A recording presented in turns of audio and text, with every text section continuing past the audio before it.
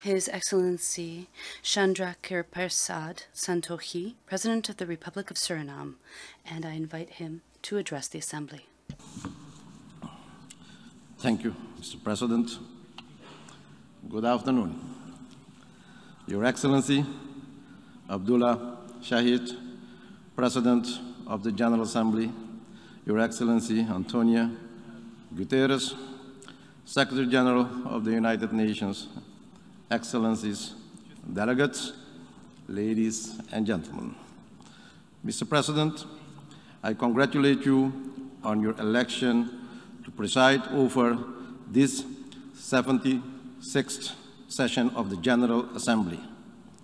I assure you of my country's full support during your presidency. I take this opportunity to acknowledge His Excellency Volkan Bozkır for his sterling leadership of the very challenging previous session and to wish him well in his future endeavors.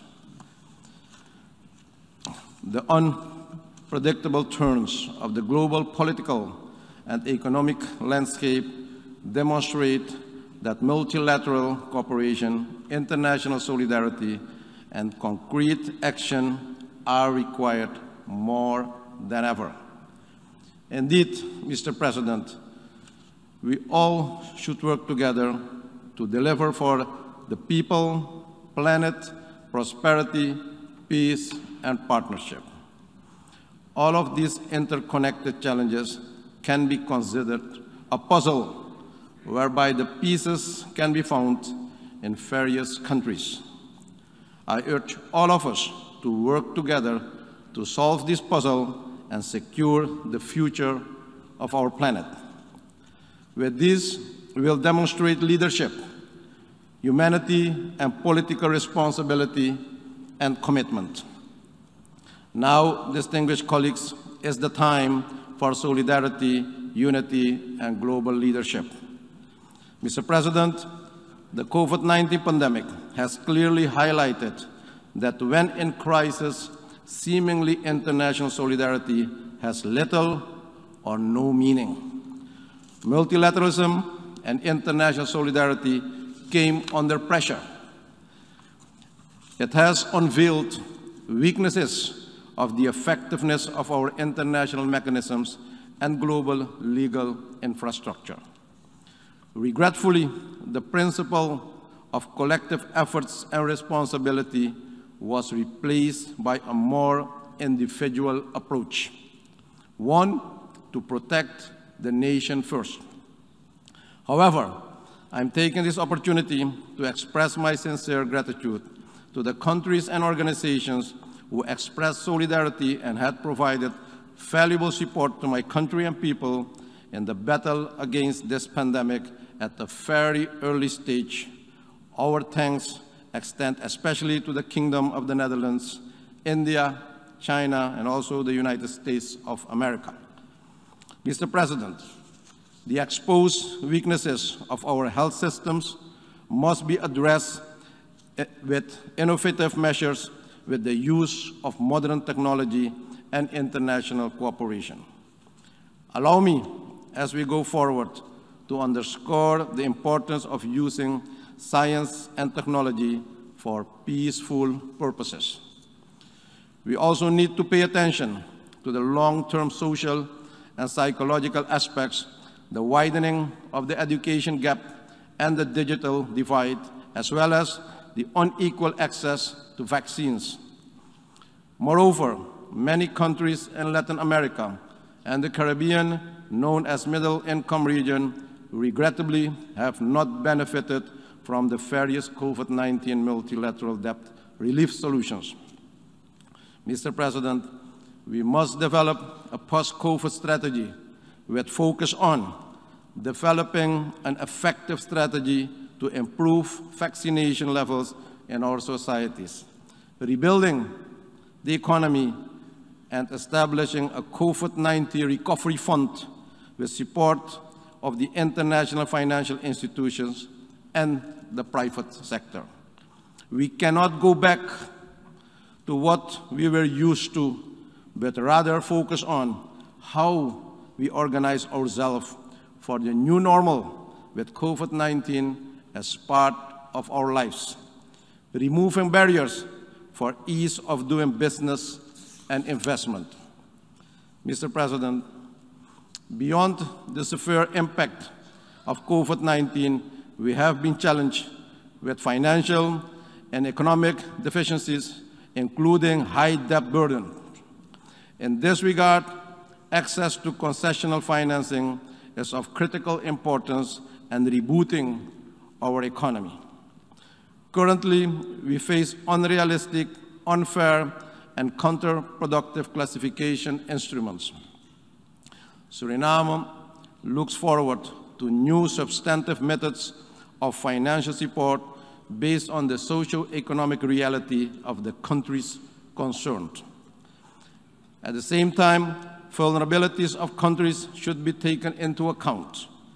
I call on all to support the multidimensional vulnerability index as proposed by CIDS, Small Island Developing States, and to remove bureaucracy in supporting these states. It is in the interest of all of us. Mr. President, Suriname supports the call for a stronger and more effective United Nations. A restructured and revitalized United Nations must ensure that the organization remains the source of redress for the international community and home to international justice and equitable decision-making. It is my firm belief societies should be organized based on democratic values, good governance, an independent judiciary, and with respect for human rights. In achieving these objectives, we must allow countries, especially in the midst of COVID-19 crisis, to develop sustainable economies without obstacles. Isolation and trade blockades, such as in the case of Cuba and my own region, undermine these principles and are counterproductive to achieving these goals. Therefore, I am calling for continued dialogue and negotiations to solve differences and conflicts within the framework of the Charter of the United Nations. Mr. President, climate change remains a serious challenge and an existential threat which requires the attention of all of us. In recent months, we have witnessed its worldwide impact, such as deadly floods, widespread forest fires, and significant rises in global temperature. No country or region was spared of its wrath.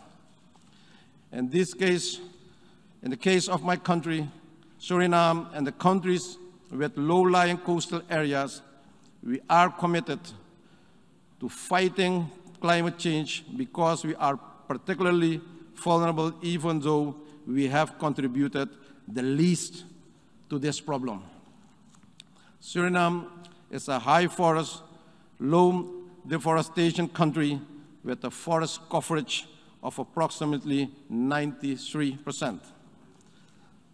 Suriname significantly contributes to the mitigation of the effects of climate change.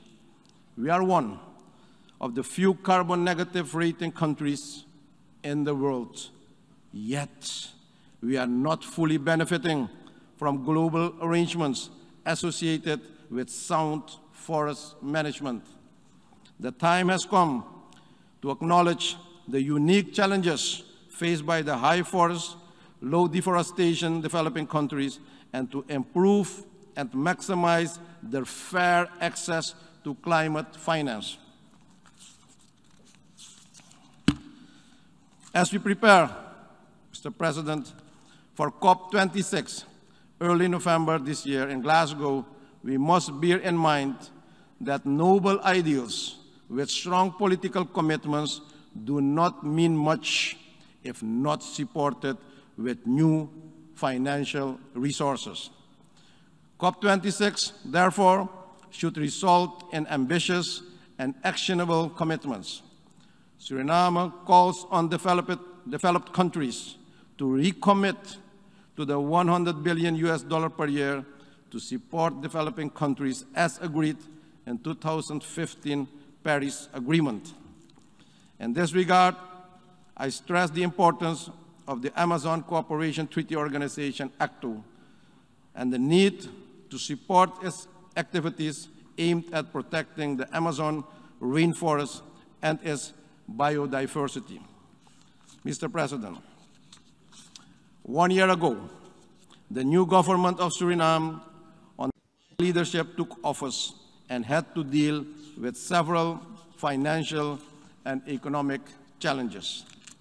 Amidst the climate change challenges and the COVID-19 pandemic, my country is also confronted with a challenging fiscal choice between servicing an increased sovereign debt or to spend more in health, education, and the livelihoods of our citizens.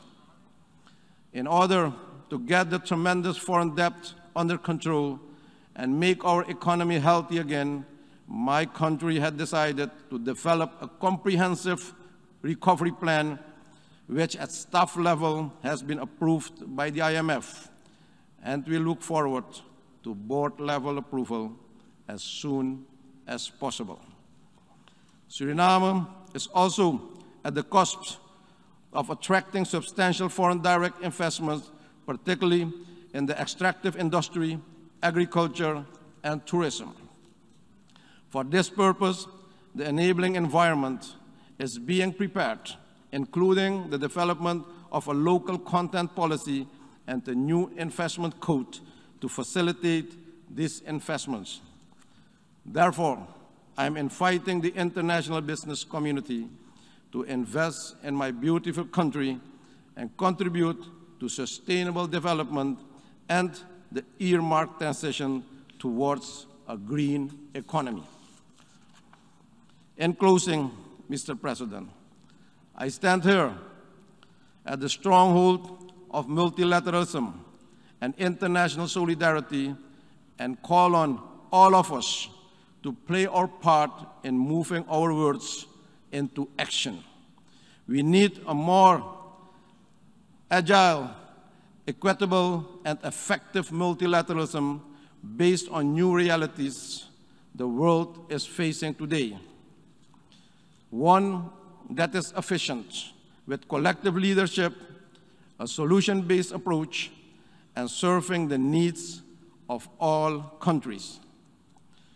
Mr. President, distinguished leaders, it is our obligation as leaders of today to build a better world and planet for those living today, but more so for those generations still to come. I thank you. May God bless you all. Thank you.